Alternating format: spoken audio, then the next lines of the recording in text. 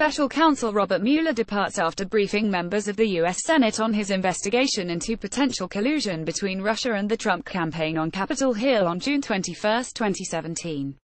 Photo by Reuters. Joshua Roberts. Robert Mueller, the special counsel overseeing the federal investigation into Russia's role in the 2016 election and possible ties to President Donald Trump's campaign, has called on a grand jury, The Wall Street Journal reported, a sign that his probe could be expanding. The Journal, which broke the news Thursday, said the news indicated a lengthy road ahead for the investigation.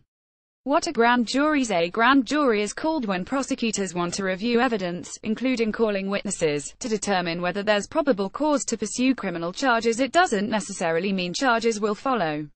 In a regular jury, jurors are weighing the facts in an individual case that has already come to trial. MSNBC goes into further detail here. This isn't all that surprising, says Renato Mariotti, a former federal prosecutor who now defends trading firms and individuals in federal cases in Chicago.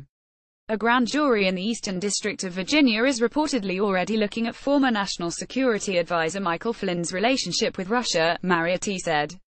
What it means: Mueller has made an independent determination that there is reason to believe that a crime has been committed and should be investigated. It's why you would want to open a grand jury, Mariotti said.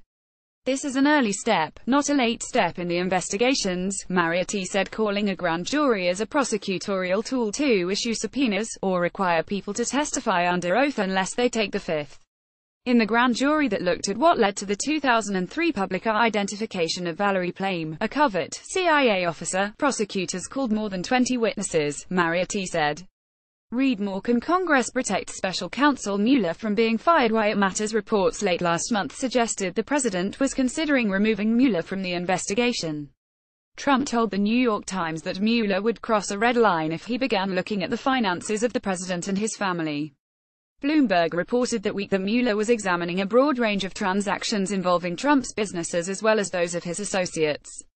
Trump's remarks to the Times worried some lawmakers, some of whom introduced legislation on Thursday that would protect the special counsel role and reaffirm its independence from the executive branch.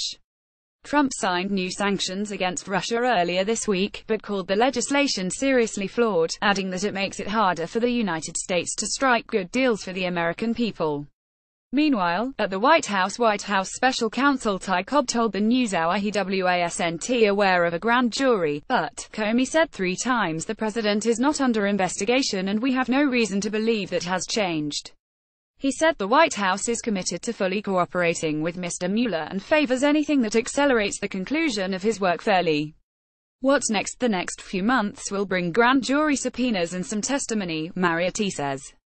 It's important to note a grand jury is a necessary step to an indictment, but that doesn't necessarily tell us whether in this case there'll be an indictment sought, Mariotti says.